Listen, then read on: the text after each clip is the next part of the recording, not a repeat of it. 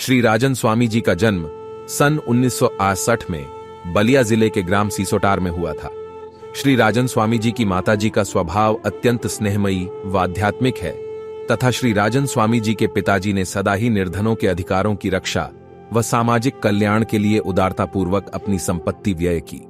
श्री राजन स्वामी बाल्यकाल से ही परिश्रमी, अध्ययनशील, सौम्य, मृदुभाषी तथा तीक्ष्ण बुद्धि के धनी रहे हैं।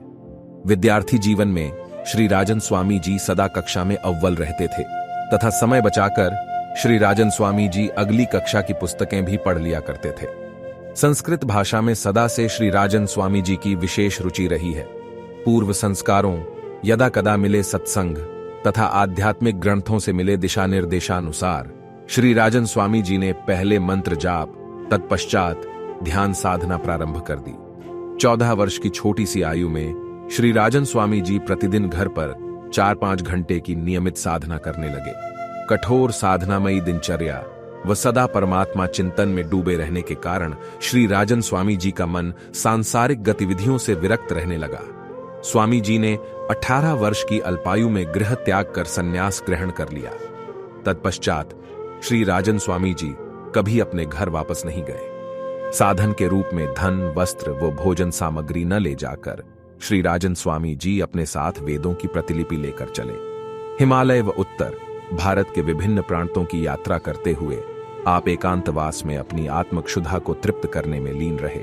श्री राजन स्वामी जी ने योग की दीक्षा लेकर योगाभ्यास किया तथा वेदादि आर्ष ग्रंथों का अध्ययन भी किया। साधना काल में श्री राजन स्वामी जी ने कभी भी लेट कर शयन नहीं किया, अपितु ध्यान में बैठे बैठे ही रात्रि बिताई।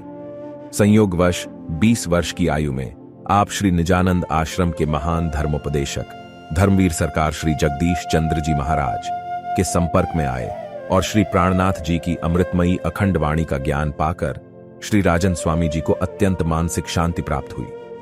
आप श्री निजानंद आश्रम रतनपुरी में सरकार श्री के सान्निध्य में रहकर ज्ञानार्जन करने लगे। श्री राजन स्वामी जी ने श्री प्राणनाथ जी की वाणी एवं बीतक साहिब के साथ साथ अन्य सभी धर्म ग्रंथों का भी गहन अध्ययन व मंथन किया।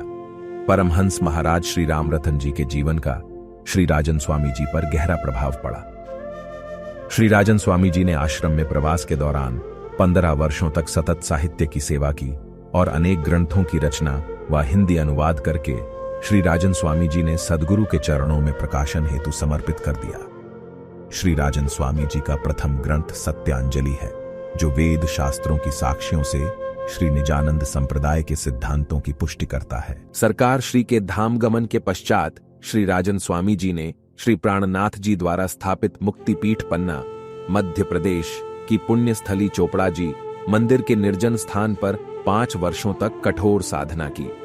तत्पश्चात अक्षरातीत श्री प्राणनाथ जी व सद्गुरु महाराज जी की अंतः प्रेरणा से श्री राजन स्वामी जी ने 2005 में सरसावा में श्री प्राणनाथ ज्ञानपीठ की स्थापना की। इस संस्था के माध्यम से श्री राजन स्वामी जी समाज में ब्रह्मज्ञान व शिक्षा का प्रचार करने में तल्लीन हैं तथा अपना शेष जीवन इसी महान उद्देश्य के लिए समर्पित कर दिया है।